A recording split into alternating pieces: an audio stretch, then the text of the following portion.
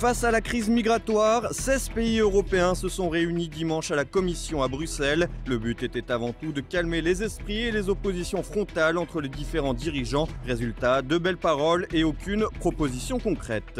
L'école fondée par Marion Maréchal était inaugurée vendredi à Lyon, l'occasion pour l'ancien député de Vaucluse d'énumérer ses objectifs. Le président turc réélu dès le premier tour, dimanche Recep Tayyip Erdogan s'est imposé pour reconduire son mandat et gouverner avec une majorité sous les protestations de l'opposition. Madame, Monsieur, bonsoir. TV Liberté, toujours au rendez-vous malgré les difficultés rencontrées dernièrement. Votre chaîne de réinformation continue la diffusion de ses programmes par de nouveaux biais. Toutes les explications avec Thibaut Bastide.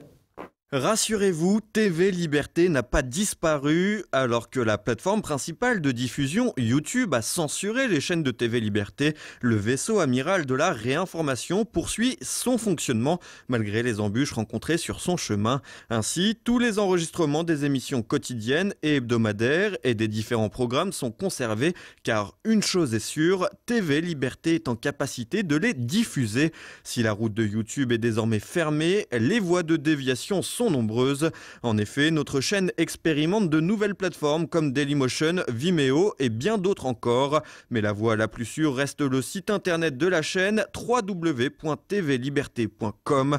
À partir de ce point de ralliement, vous pouvez retrouver l'intégralité de nos programmes et le journal télévisé en premier lieu. Un seul mot d'ordre, tous sur tvliberté.com via votre moteur de recherche habituel. Une deuxième voie est également disponible pour les détenteurs de smartphones ou de tablettes, l'application TV Liberté disponible sur les systèmes d'exploitation iOS pour les iPhones et Android pour Samsung. En revanche, vous avez pu le constater, l'intégralité des émissions diffusées depuis le lancement de TV Liberté a été supprimée. Une nouvelle fois, pas de panique, toutes nos équipes font leur maximum pour les remettre sur les nouvelles plateformes. Une remise en ligne qui demande du temps puisque ce ne sont pas moins de 5000 émissions qu'il faut de nouveau télécharger. Ainsi, cela demandera du temps et il faudra plusieurs semaines pour retrouver tous les programmes.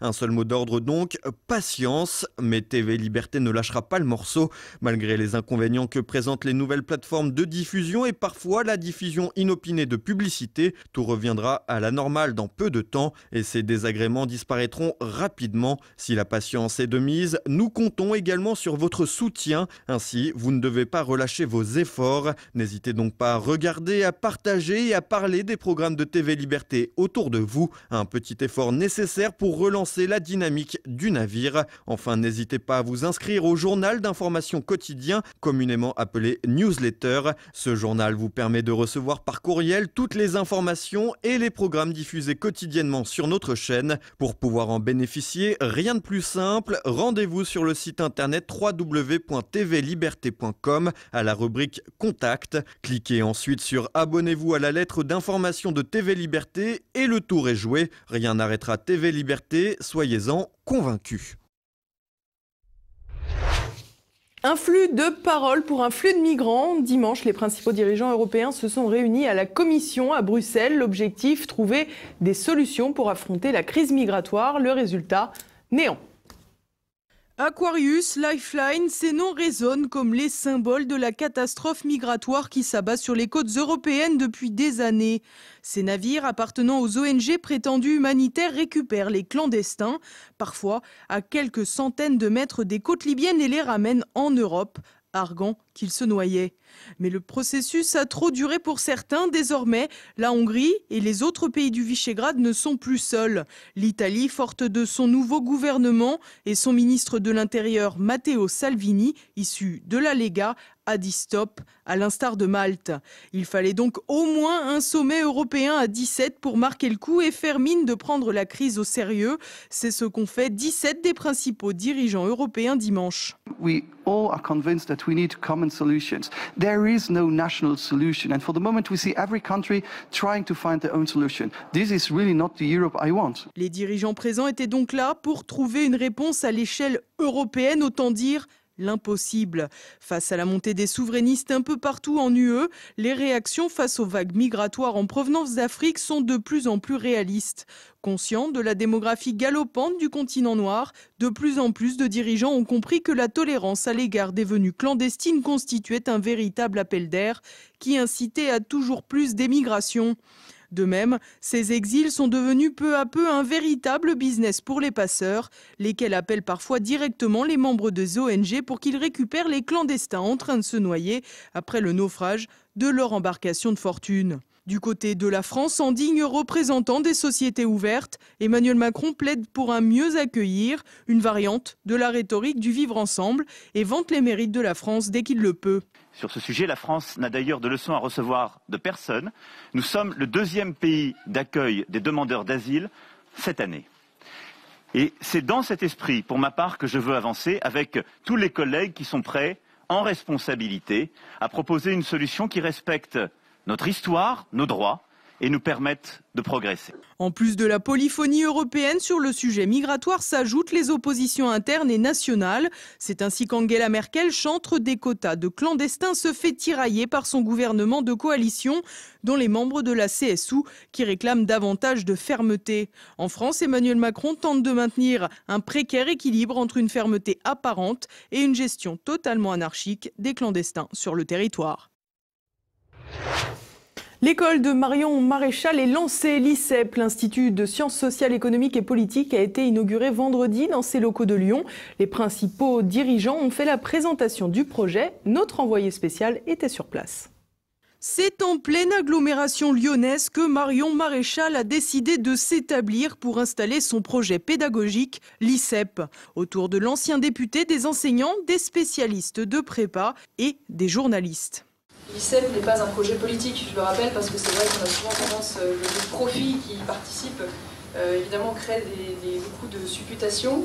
Ça n'est pas un projet politique et l'objectif de l'ICEP n'est pas politique.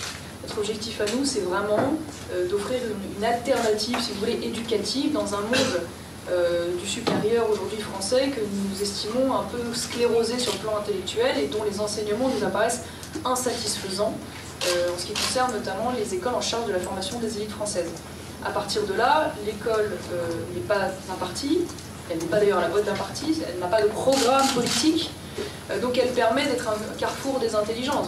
Des principes, donc je le répète, une culture générale solide, pour pouvoir permettre à des jeunes d'éclore, de développer leur potentiel, de donner du sens et de la valeur aux décisions qu'ils vont prendre tout au long de leur carrière.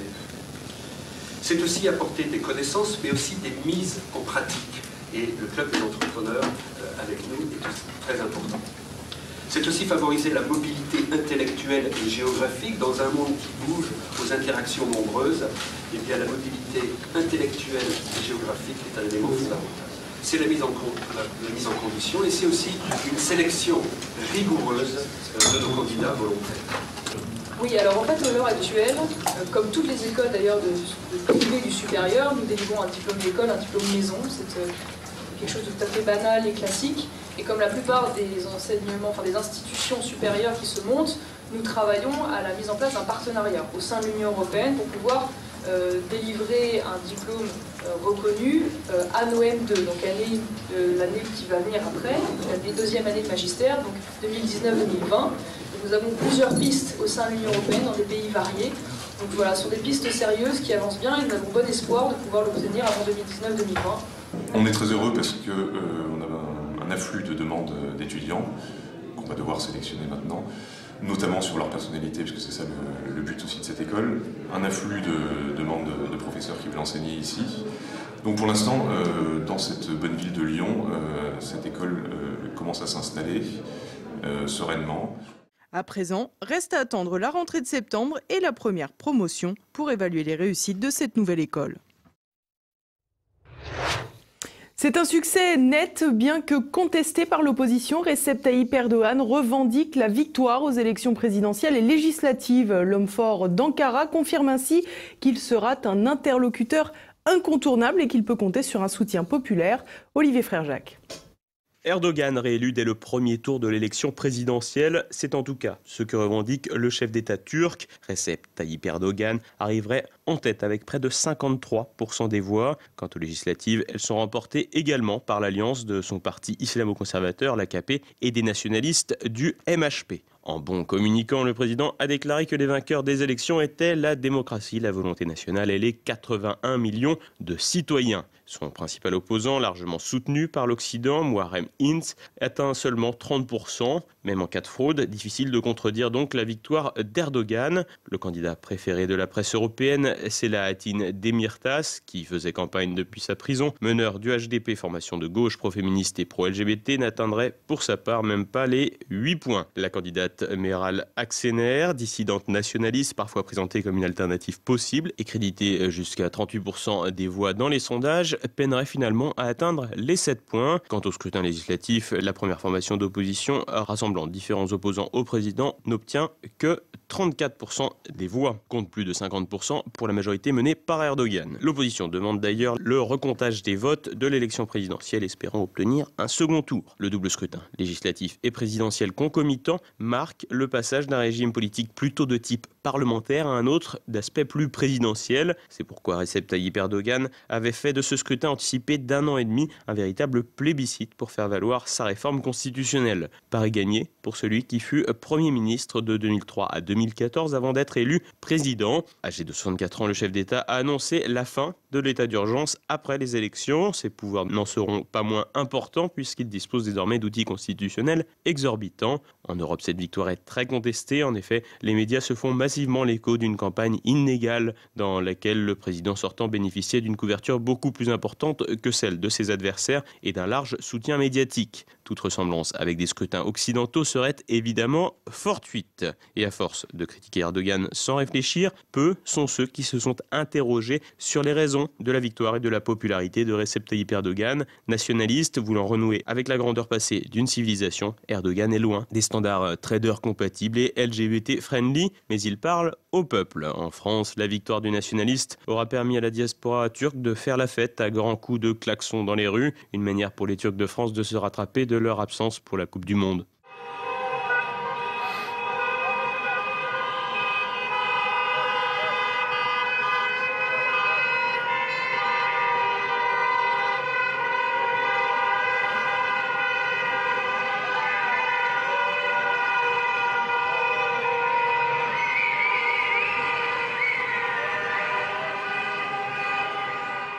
La Belgique a également pu profiter de ces festivités. Les traditionnelles frites bruxelloises pouvaient dimanche être accompagnées de kebab.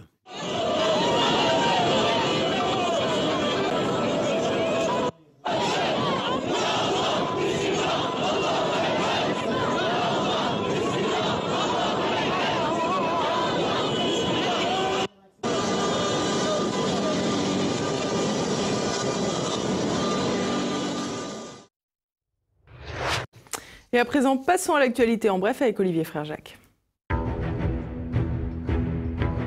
Alors que leurs maris enchaînent déconvenus sur déconvenus à la Coupe du Monde de football, les Saoudiennes peuvent désormais conduire dans leur pays. Une évolution voulue par le nouvel homme fort du pays, Mohamed Ben Salman, qui d'un côté autorise ces dames à conduire et de l'autre emprisonne les opposants politiques. La nouvelle législation ne dit pas cependant si en cas de refus de priorité, celles-ci se feront couper la tête ou non.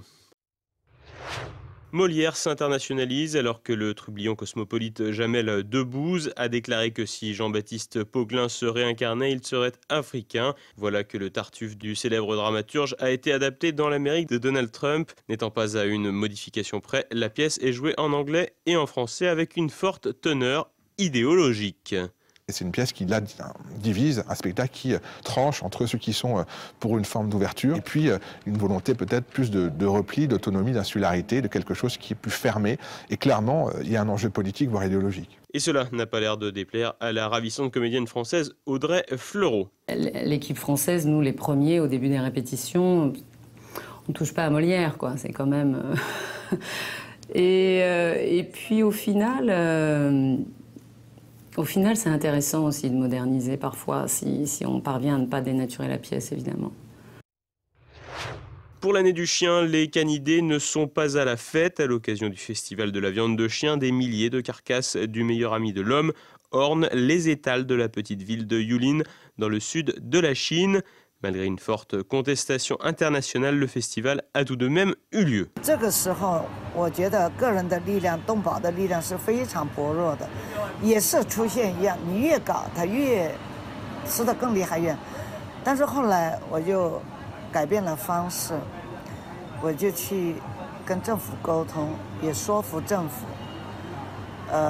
Cependant, la consommation de chiens a tendance à baisser dans toute l'Asie. À Taïwan, il est même interdit de manger du chien et du chat depuis l'année dernière. Philorian donne rendez-vous aux jeunes catholiques de 18 à 35 ans en Vendée du 22 au 29 juillet. Cette association s'est donnée pour but de rapprocher les chrétiens occidentaux et d'Orient par la voie d'échange chaque été. Après une précédente édition au Liban, c'est au château de Flocelière que l'édition 2018 se déroulera. Au programme conférences, rencontres et découvertes historiques, culturelles et religieuses. Et voilà, c'est déjà la fin de ce journal. Ce soir, retrouvez notre Zoom du jour. La vie de Max Guazzini est digne d'un roman. Chanteur, avocat et patron de Énergie pendant plus de 20 ans, il a fait de la radio libre la première station musicale de France. Max Guazzini est aussi l'emblématique président du club de rugby, le Stade Français. J'ai toujours été au fond de moi catholique, attention, mais je ne sais pas pourquoi en 2007 j'ai décidé de retourner à la messe. D'abord à la messe moderne, et puis quand j'ai su qu'il y avait après le motu proprio de Benoît XVI, qui pour moi est un saint aussi, lui, et je suis allé à la messe en latin, quoi, et je fais même partie de la chorale. La messe dite de rite extraordinaire. Et puis également au programme de votre soirée politique éco, Olivier Pichon reçoit Michel Geoffroy sur le mondialisme et les cercles de pouvoir en France. Et puis dans un instant, évidemment, une nouvelle chronique de la France de Campagnol avec Christian Gombaz. C'est maintenant le moment de se quitter. Merci pour votre fidélité. À demain. Bonsoir.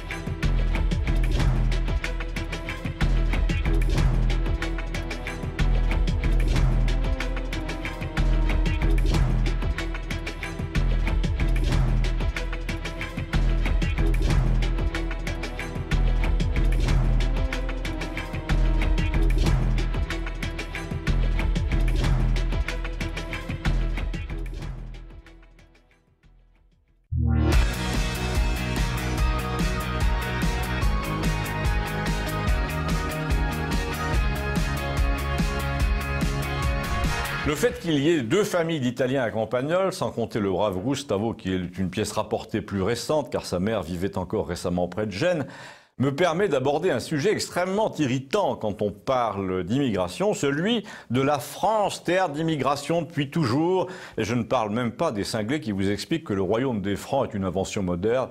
Non, je ne vous parle pas de la thèse qui est restée obligatoire pendant 20 ou 30 ans, grossièrement les années Mitterrand, thèse selon laquelle les Portugais et les Italiens, eux aussi, étaient mal vus avec le brassage d'avant et d'après-guerre, donc rien de nouveau. Les mineurs polonais installés dans les années 20, les Hongrois qui ont fui les chars russes en ont bavé aussi, les Tchèques qui ont fui le printemps de Prague, tout ça c'était des migrants aussi, nous dit-on, et ils ont eu les mêmes problèmes que les autres et ils sont devenus français quand même. On peut citer Yves Montand, qui s'appelait Yves Olivier, et qui nous a seriné pendant des décennies que sans la libre circulation, il serait jamais devenu une vedette à Paris. Aznavour nous a fait le coup aussi récemment, il nous parle de son intégration réussie. C'est vrai qu'il est très bien intégré, puisqu'il s'est même intégré en Suisse, c'est vous dire. Et toute la gauche reprend sans arrêt cet argument obligatoire en nous disant, vous voyez bien que l'intégration finit toujours par se faire. En fait, ce qu'on voit surtout, c'est qu'il n'y a aucun rapport avec ce que nous vivons en ce moment et que même si les Polonais ont été regardés avec dédain en 1920 dans les corons, ils ne posaient pas les mêmes problèmes, c'est-à-dire qu'ils en posaient beaucoup moins que qui? Que les immigrants d'aujourd'hui. On voit bien que les chansons favorites des nouveaux immigrants, ceux d'aujourd'hui, ne sont pas précisément du genre « à bicyclette avec Paulette » ou « j'habite seul avec maman dans un très vieil appartement ». Si vous voulez vraiment qu'on adapte à bicyclette et la rue Sarrazate à la sauce Saint-Denis, Si vous voulez qu'on donne un aperçu de la différence entre l'immigration de l'entre-deux-guerres et l'invasion d'aujourd'hui, c'est pas la peine de comparer les religions, d'entrer dans des querelles sur les superstitions alimentaires, c'est pas la peine de ramener sur le tapis la question des crèches et des croix sur les pots de yaourt. On n'a qu'à reprendre ces deux chansons, À bicyclette d'Yves Montand ou Paulette, la fille du facteur, et seule avec sa petite jupette au milieu de 4 garçons qui n'osent pas, une situation que l'on retrouve chez Maupassant, chez Gérard de Nerval, chez Marcel Proust, enfin chez tout le monde dans la littérature et la poésie européenne. Où je veux en venir, si nous appliquions les nouvelles modes, fini la poésie, Paulette s'expose à une tournante parce qu'elle est indécente. On va lui faire passer l'envie d'aguicher les garçons. Quant à la chanson d'Aznavour là, sur l'homosexuel qui habite seul avec sa mère rue Sarrazat, les nouveaux Français lui feraient volontiers rentrer ses jérémiades dans le gosier et au lieu des regarder dédaigneux dont parle la chanson, le personnage risque carrément sa vie pour ses mœurs au nom d'une morale d'importation. Il risque d'être saigné au bord du chemin pour n'avoir pas aimé qui il fallait et préférer le débardeur à la dentelle. Alors là, vous allez me dire, non, j'exagère, les nouveaux arrivants, les successeurs d'Yves Montand et d'Aznavour ne sont tout de même pas du genre à inciter la jeunesse au meurtre. Si, justement, je sais que c'est gênant à dire, mais c'est enregistré, c'est archivé. Les historiens n'auront presque rien à faire pour dresser le tableau de la lâcheté de nos institutions devant la barbarie qui nous accable. Je vous rappelle que Black M, là, le grand chéri de François Hollande, qui le fait inviter à Verdun, puis qui l'invite à chanter pendant son pot de départ à l'Élysée. Ce Black M chantait avec toute sa bande appelée Section d'Assaut, un nom clairement issu du nazisme. Je crois qu'il est grand temps que les pédépéristes coupent-leur le pénis, laissent les morts sur le périph'. Le tout dans le pays de Proust, de Mauriac, d'André Gide, qui ont bien de la chance, croyez-moi, d'avoir vécu avant la construction du périph'. Il paraît qu'on ne peut plus rien dire, mais apparemment, il y a des gens qui, eux, peuvent tout se permettre, peuvent tout dire, sans que le parquet daigne réagir. Et vous avez le droit de me dire ce que vous en pensez, si vous pensez que ça va durer. Et de poser la question à vos amis par mon intermédiaire en envoyant ce sujet par mail. On le retrouve sur Campagnol TVL. Merci.